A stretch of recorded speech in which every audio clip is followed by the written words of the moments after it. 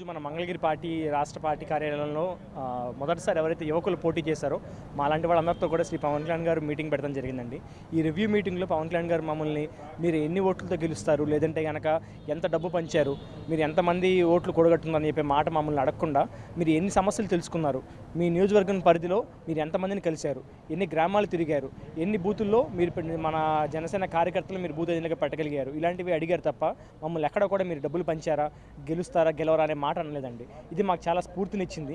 రాజకీయాల్లో కొత్త ఒరవడి ఏదైతే మనకి జనసేనలో తరపున వచ్చే మార్పు అంటున్నారో అది ఇదే మార్పుకి నిందండి. మనకి ఎక్కడ చూసినా కూడా ప్రజలు అందరూ కూడా మార్పు కోరుకుంటూ ఈరోజు మాకు ఓట్లు వేయడం జరిగింది.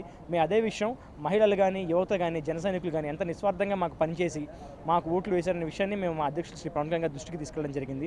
ఆయన కూడా వాళ్ళందరికీ కూడా పేరున నియోజకవర్గంలో పనిచేసిన ప్రతి ఒక్క యువకుడికి కూడా మహిళకి జనసేన కార్యకర్తలకి ప్రజలందరికీ కూడా ధన్యవాదాలు తెలపమని చెప్పడం జరిగింది. నమస్తే అండి, నా పేరు పేడాడు రామ్మోహన్ రావు. నాకు పవన్ కళ్యాణ్ గారు ఒక అవకాశం ఇచ్చి ఆంధ్రవలస నియోజకవర్గం నుండి జనసేన అభ్యర్థిగా నన్ను నియమించడం జరిగింది. ఆయన ఈరోజు ఇక్కడ మంగళగిరి ఆఫీస్లో మీటింగ్లో మమ్మల్ని అందరూ పిలవడం జరిగింది. పిలిచి ఏ విధంగా మీరు గ్రామాల్లో ఉన్న సమస్యల వరకు ఎంతవరకు తెలుసుకున్నారు, ఎంతవరకు ఎన్ని గ్రామాల్లో తిరిగారు అని అడగడం జరిగింది. అడిగి ఏంటంటే ఈరోజు మార్పు ఎంతవరకు జరుగుతుంది, మార్పు ఎంతవరకు జరిగింది అనేది మనం ముఖ్యంగా చెప్పుకోవాలనుకుంటే పవన్ కళ్యాణ్ గారు పార్టీ పెట్టాక ఫస్ట్ టైం మనం అందరం పోటీ చేసాం. నాకు రాజకీయంలో ఒక కొత్త తరాన్ని, ఒక యువకుల్ని ఎక్కువ శాతంగా పవన్ కళ్యాణ్ గారు నియమించడం జరిగింది. అందులో నేను ఒక మామూలు కుటుంబం నుండి వచ్చాను. మా నాన్నగారు ఒక చిన్న రైతు, నేను ఒక ప్రొక్లైన్ ఆపరేటర్ని.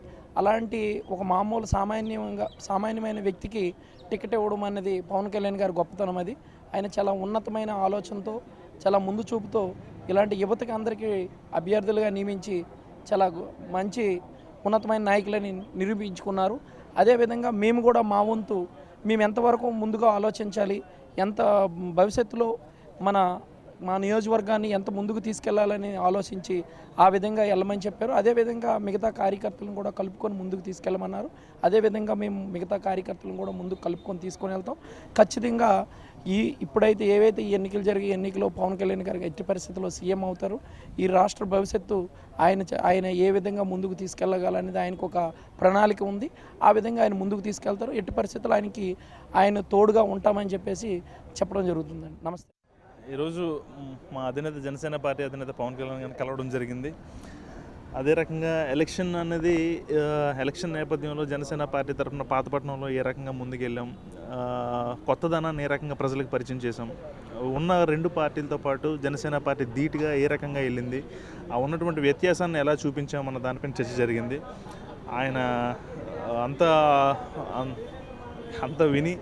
అంతా విని ఆలోచించి యువతకి ఇంకా మనం అవకాశం ఇవ్వాలి, గ్రామస్థాయి లెవెల్ నుంచి కూడా కొత్త తరం బయటికి రావాలి అని చెప్పి ఈరోజు యువతకి మంచి అవకాశాలు ఇవ్వాలని చెప్పి ఆయన ఈరోజు పూనుకున్నారు. మాకు చెప్పింది ఏంటంటే కొత్త తరం రావాలి, యువ రక్తం రావాలి. నేను మీకు ఏ రకంగా అయితే అవకాశాలు ఇచ్చానో మీరు కూడా ఇదే స్ఫూర్తితో కొత్త తరం బయటకు వచ్చే విధంగా రెండు పార్టీలకి ధీటుగా మన జనసేన పార్టీ గ్రామస్థాయి నుంచి జిల్లా స్థాయి వరకును ధీటుగా మనం పార్టీ నిర్మాణాన్ని కానీ ఏ రకమైనటువంటి లోకల్ బాడీ ఎన్నికలైనా సరే మనం ధీటుగా ఎదుర్కోవాలని చెప్పి పవన్ కళ్యాణ్ గారు చెప్పడం జరిగింది. దానికి అనుగుణంగా మేము అందరం ఆయనతో ఈరోజు చర్చాగోష్ఠిలో పాల్గొన్నాం. మా అందరికీ చాలా ఆనందంగా ఉంది.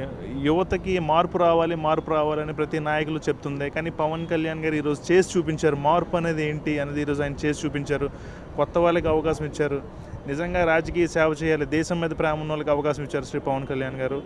డబ్బుతో ముడిపడినటువంటి రాజకీయం, మద్యంతో ముడిపడినటువంటి రాజకీయం ఈరోజు పవన్ కళ్యాణ్ గారు ఆంధ్రప్రదేశ్లో నూతన ఒరవడికి నాంది పలికారు. ఇది మా అందరికీ చాలా సంతోషంగా ఉంది.